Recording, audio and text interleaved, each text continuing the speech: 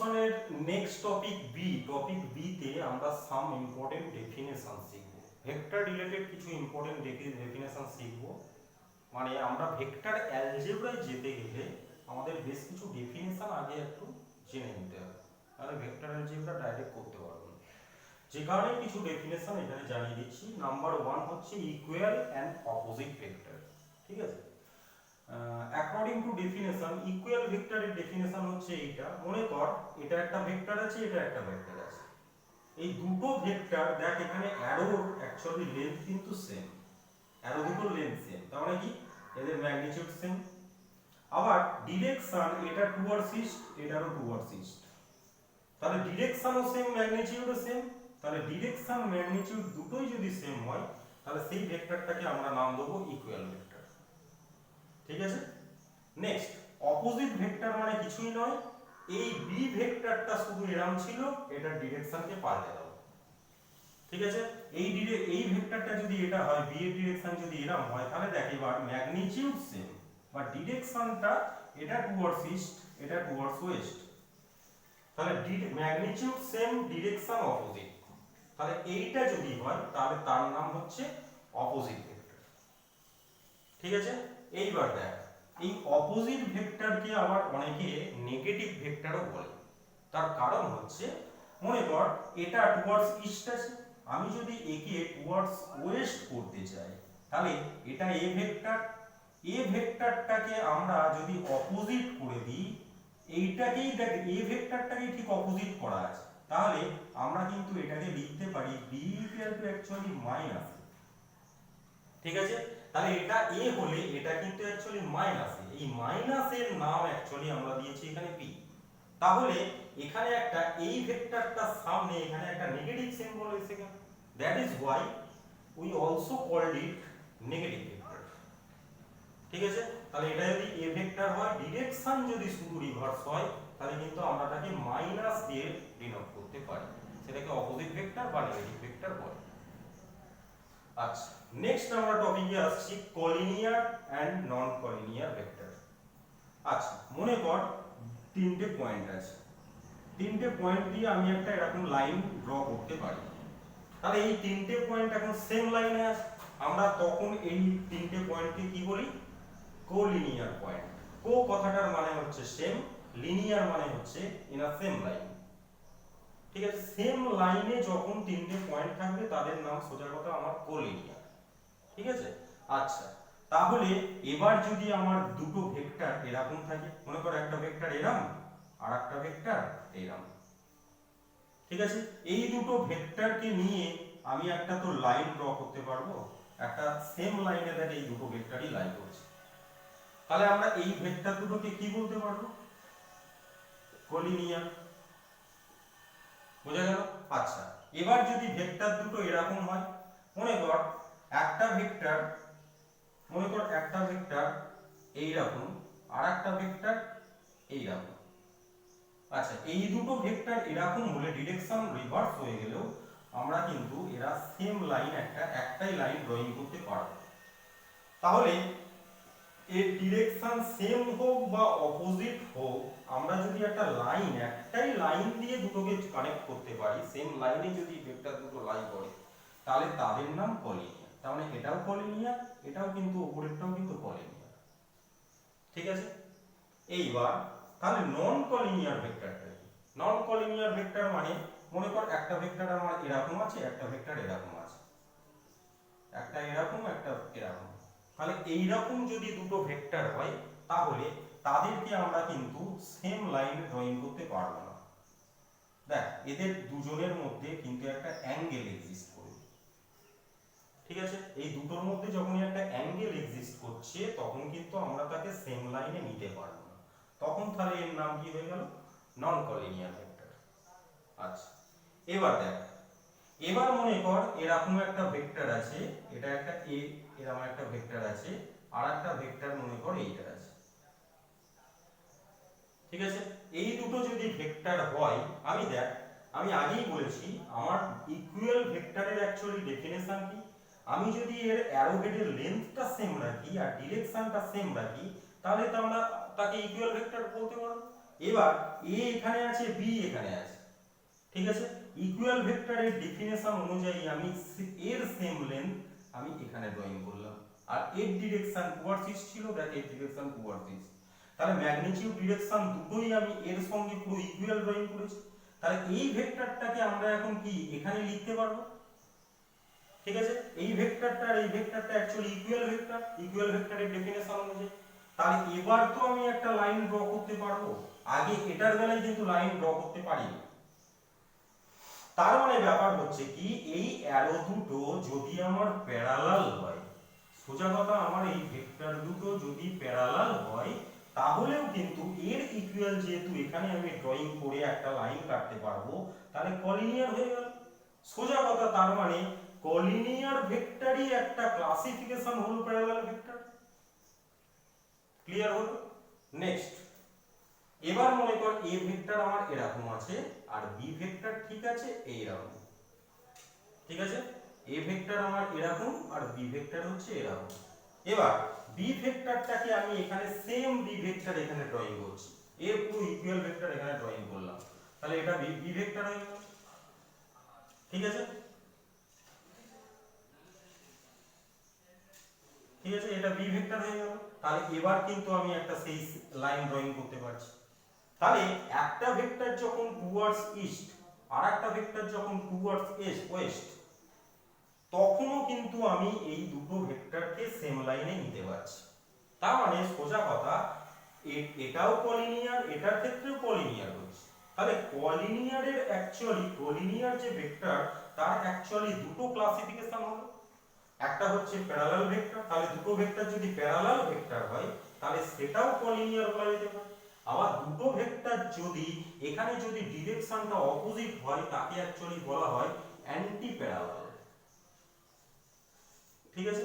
তাহলে anti parallel are parallel এই দুটো টাইপের ভেক্টরই কিন্তু আমার কলিনিয়ার ভেক্টরের দুটো অ্যাকচুয়ালি ক্লাসিফিকেশন, ঠিক আছে। আচ্ছা, এবার আমরা প্যারালাল ভেক্টর আর অ্যান্টি প্যারালাল ভেক্টরকে আরো একটা টার্মস দিয়ে ডিফাইন করতে পারি কিন্তু, ঠিক আছে। আরো একটা ইন টার্মস অফ অ্যাঙ্গেল অনেকে ডিফাইন করতে পারি। দেখ কিভাবে হচ্ছে। মনে কর আমি এটা এ একটা ভেক্টর ছিল, এটা বি একটা ভেক্টর আছে, ঠিক আছে। আমি এখানে কোঅর্ডিনেট অ্যাক্সিস ড্রয়িং করছি, এই আমার এক্স অ্যাক্সিস, এই হচ্ছে ওয়াই অ্যাক্সিস। এটাকে এটার ইনিশিয়াল পয়েন্ট আমরা আগেই বললাম, রিপ্রেজেন্টেশনের রুলস হচ্ছে এটা, যে এ ভেক্টরটা যেটা এই ইনিশিয়াল পয়েন্টটা, সেটা কিন্তু আমার অরিজিনের সঙ্গে মিশিয়ে ড্রয়িং করতে হবে, ঠিক আছে। আবার বি ভেক্টরটা ড্রয়িং করার সময় এর লেন্থ, এর সমান লেন্থ এখানে ড্রয়িং করতে হবে। বি ভেক্টরটার ক্ষেত্রেও কাজ, ইনিশিয়াল পয়েন্ট কিন্তু আমার অরিজিনের সঙ্গে মার্চ করে ড্রয়িংটা হবে, ঠিক আছে। তাহলে বি ভেক্টরটা কি হবে? আচ্ছা, এটা আমরা একটু ড্রয়িংটা ছোট করে ফেলেছি, এটা অ্যাকচুয়ালি আর একটু বড় করে দিলাম, এটা দেখ এত বড় আছে। তাহলে এটা এ ভেক্টর হচ্ছে আমার এটা, আর বি ভেক্টর হচ্ছে এটা। আচ্ছা, এ আর বি এর মধ্যে তাহলে অ্যাঙ্গেল কত? দুটো তো সেম লাইনে আছে, তাহলে অ্যাঙ্গেল কত হলো? 0 ডিগ্রি। তার মানে প্যারালাল যে ভেক্টর, দুটো প্যারালাল ভেক্টরের মধ্যে অ্যাঙ্গেল অ্যাকচুয়ালি কি হয়? 0 ডিগ্রি, ঠিক আছে। তাহলে দুটো ভেক্টরের মধ্যে অ্যাঙ্গেল দিয়েও আমরা প্যারালাল ভেক্টরকে ডিফাইন করতে পারি। আচ্ছা, নেক্সট অ্যান্টি প্যারালাল ভেক্টর। দেখ একটা ভেক্টর এরকম আছে, একটা অপোজিটে আছে। এবার আমি এটা অ্যাক্সিসে আনছি, এই অরিজিনের সঙ্গে মেলাচ্ছি। এ ভেক্টর ছিল আমার এরকম, আর বি ভেক্টর কি? বি ভেক্টর কিন্তু এদিকে অরিজিন, তার মানে আমাকে কিন্তু স্টার্ট করতে হবে এরকম।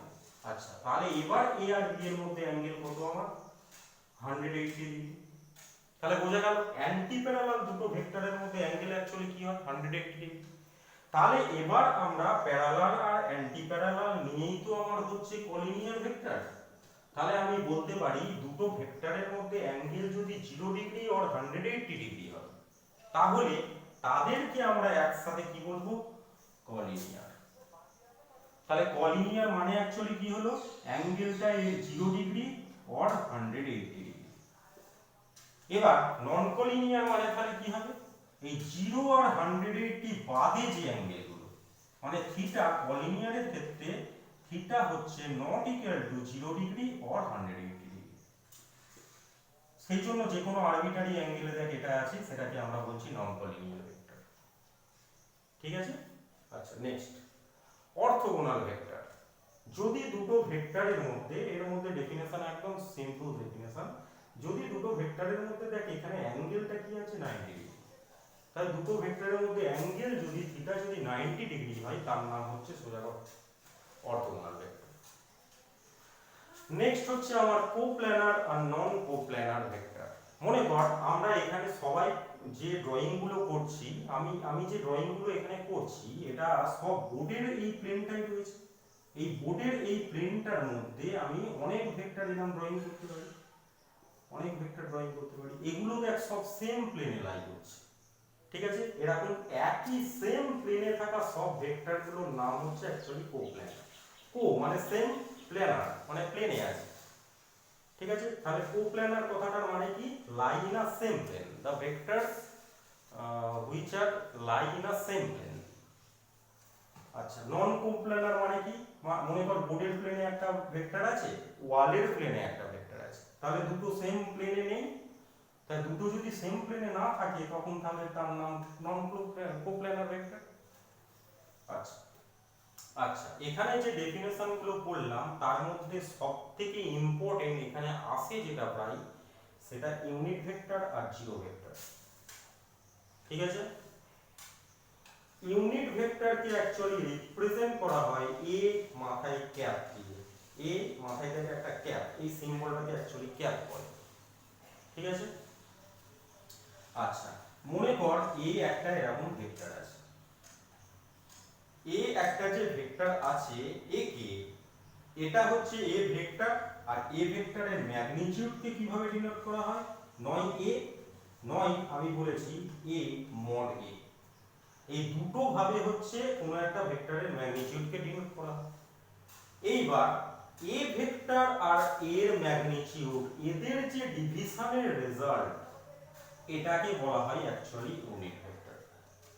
এটা হচ্ছে ইউনিট ভেক্টরের ডেফিনেশন, ঠিক আছে। ম্যাথমেটিক্যালি ইউনিট ভেক্টরের ডেফিনেশন এটা।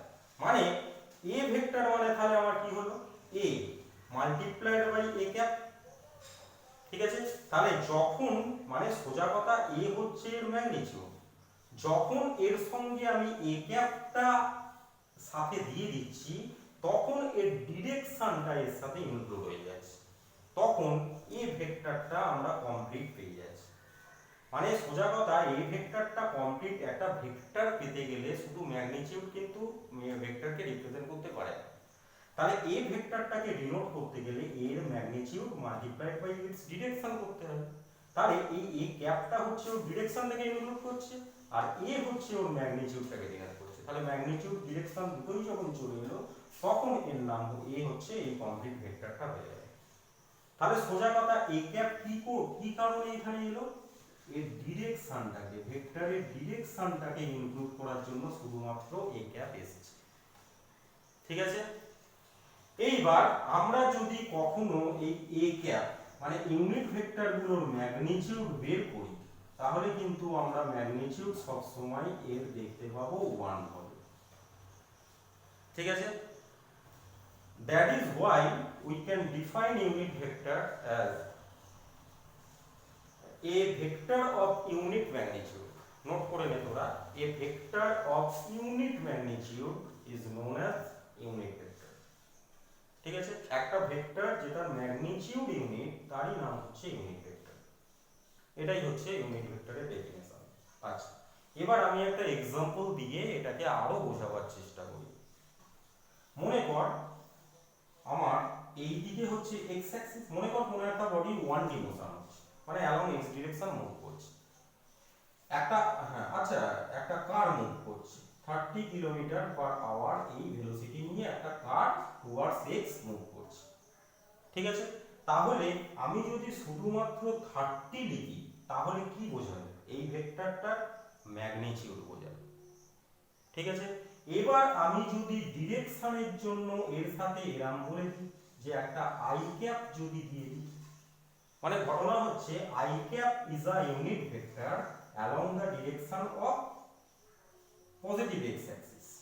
তাহলে পজিটিভ এক্স ডিরেকশনের এই যে মুভ করছে সেটা বোঝানোর জন্য আমাকে এখন ভেলোসিটি ভেক্টরটাকে কমপ্লিটলি লিখতে গেলে ম্যাগনিটিউড তার সাথে ডিরেকশন দিতে হবে।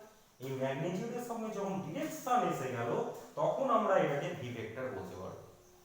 ঠিক আছে, আর যদি শুধু ভি লিখি তাহলে কিন্তু 30 লিখতে হবে।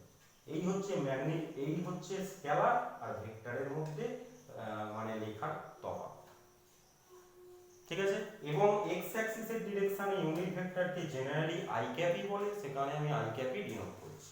এবার বলি যে এবার যদি এই কারটাই ওই স্পিডেই ওই ভেলোসিটি নিয়ে যদি এই দিকে মুভ করত, তাহলে এদিকের ভেক্টরটা যেহেতু আই ক্যাপ, আমি আগেই বলেছি according to the definition of negative vector or opposite vector, এটা অ্যাকচুয়ালি এর কি হচ্ছে নেগেটিভ। তার মানে কি, এটা যদি এই ইউনিট ভেক্টরটা যদি প্লাস আই ক্যাপ হয়, এর তাহলে অ্যালং এ ইউনিট ভেক্টরটার নাম হবে মাইনাস আই ক্যাপ। তাহলে এই ভেলোসিটিটাকে রিপ্রেজেন্ট করার জন্য আমাকে এখানে কি লিখতে হবে, 30 আই ক্যাপ। ঠিক আছে, বা আমরা এরকম লিখতে পারি ভেলোসিটি এই ভেক্টরটা হচ্ছে 30 মাইনাস আই ক্যাপ। এবার মাইনাসটাকে সামনে দিয়ে দিলে মাইনাস 30 আই ক্যাপ। তাহলে বোঝা গেল এটা যখন পজিটিভ এক্স এ যাবে তখন এটা 30 আই ক্যাপ, আর যখন নেগেটিভ এক্স অ্যাক্সিসে যাবে তখন এর নাম হচ্ছে মাইনাস 30 আই ক্যাপ। এটা প্লাস 30 আই ক্যাপ, এটা মাইনাস 30। তো আই ক্যাপ হচ্ছে ও কোন ডিরেকশনে যাচ্ছে সেইটাকে ডিনোট করছে। তাহলে ইউনিট ভেক্টর কি করে অ্যাকচুয়ালি আমাদের ডিরেকশনটাকে বলে দেয় যে কোন ডিরেকশনে ও মুভ করছে। আচ্ছা, নেক্সট আমাদের ভেক্টর, এই ভিডিওতে শেষ যে টপিকটা সেটা হচ্ছে zero vector or null vector. আচ্ছা, আমরা ভেক্টর অ্যালজেব্রা সলভ করতে করতে মনে কর কখনো এরকম চলে এসেছে, একটা এ ভেক্টর এসেছে মাইনাস এ ভেক্টর এসেছে, অ্যালজেব্রা করতে করতে আমার কখনো এরকম একটা জায়গায় আমি পৌঁছেছি। এটাকে কি লিখব? ঠিক আছে, এটাকে লেখার জন্য আমাকে কি করতে হবে, জিরো দিতে হবে। কিন্তু জিরো অনলি লিখলে তো আমার স্কেলার বোঝাচ্ছে, কিন্তু দুটো ভেক্টরের সাবট্রাকশনের যে রেজাল্ট এটা কিন্তু একটা ভেক্টর হয়। তাহলে আমাকে অ্যাকচুয়ালি এখানে লেখা উচিত জিরো ভেক্টর, জিরো মাথায় ভেক্টর সিম্বল দেওয়া উচিত। ঠিক আছে, তাহলে এই দুটো ভেক্টরের রেজাল্টকে রিপ্রেজেন্ট করার জন্য এই যে জিরো ভেক্টর দিলাম, এইটা থেকেই হচ্ছে আমাকে জিরো ভেক্টরকে ডিফাইন করতে হয়েছে। তার মানে জিরো ভেক্টরের বা নাল ভেক্টরের অ্যাকচুয়ালি ডেফিনেশন কি, এ ভেক্টর অফ জিরো ম্যাগনিটিউড। ঠিক আছে, এ vector of zero magnitude and has no any specific direction। ঠিক আছে, এখানে ইম্পর্টেন্ট টার্ম একটা বলে দিই, মনে কর কোনো একটা ভেক্টর জিরো ভেক্টর আছে। আচ্ছা, একটা ভেক্টরের যে লেন্থটা এটাই ওর ম্যাগনিটিউডকে ডিনোট করতো। এবার এটা জিরো ভেক্টর যেহেতু এই ম্যাগনিটিউডটা নীল হয়ে গেছে, তার মানে ইনিশিয়াল পয়েন্ট আর টার্মিনাল পয়েন্ট এই দুটো একই পয়েন্টে হয়ে গেছে। তাহলে এর ক্ষেত্রে আমি অ্যারোটা যদি একটা থাকতো তাহলে এর ডিরেকশন বলতে পারতাম। এখানে তো অ্যারো ভেক্টর অ্যাকচুয়ালি তৈরি হচ্ছে না, তাহলে অ্যারো ভেক্টর যদি না থাকে তাহলে আমি এর ডিরেকশন কি বলবো, এর অ্যাকচুয়ালি ডিরেকশন স্পেসিফিক কোনো ডিরেকশনই নেই। সেই জন্য এই ডেফিনেশনে বলা হচ্ছে যার জিরো ম্যাগনিটিউড এবং কোনো স্পেসিফিক ডিরেকশন নেই, কোনো স্পেসিফিক ডিরেকশন কিন্তু এর নেই। এটাই হচ্ছে অ্যাকচুয়ালি জিরো ভেক্টর আর নাল ভেক্টরের কনসেপ্ট।